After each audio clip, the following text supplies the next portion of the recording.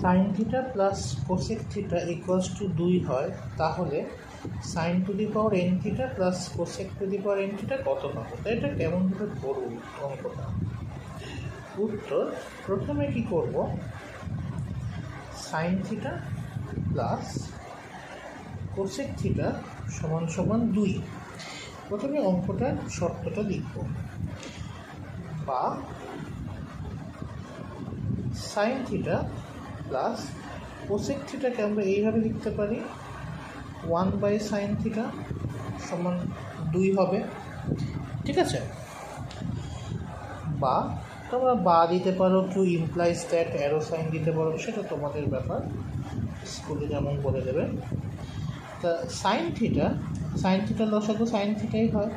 Sign থিটার সঙ্গে sign থিটাকে যদি আমি গুণ করি তাহলে হবে sine square theta, plus sine থিটাকে সাইন থিটা দিয়ে ভাগ করো, 1 হবে, 1 1 1 ইকুয়াল টু 2। নেক্সট, বা এবারে সাইন স্কোয়ার থিটা প্লাস 1 সমান সমান 2-এর সঙ্গে সাইন থিটাকে গুণ করে দাও, হবে তোমার 2 সাইন থিটা। ওকে, এবার নেক্সট, বা সাইন স্কোয়ার থিটা এই প্লাস 2 সাইন থিটাটাকে লেফট হ্যান্ড সাইডে নিয়ে আসো, তাহলে এটা হলে -2 সাইন থিটা প্লাস 1 সমান 0। ওকে, বা সাইন থিটাকে হোল স্কোয়ার লেখো, মাইনাস এখানে প্লাস দাও, মাঝেরটা পরে লিখছি, একটাকে আমি 1 স্কোয়ার লিখতে পারি, তাই দেখো এ স্কোয়ার প্লাস বি স্কোয়ার, আর মাঝখানে দেখো 2 ইন্টু সাইন থিটা ইন্টু 1। দেখো জিনিসটা একটা a square minus 2ab plus b স্কোয়ারের মতো লাগছে না?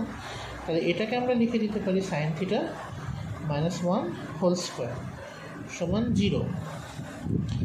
নেক্সট, বা sine theta -1 equals to square যখন এদিকে চলে যাবে তখন রুট হয়ে যাবে 0, তাহলে সাইন থিটা -1 সমান সমান 0।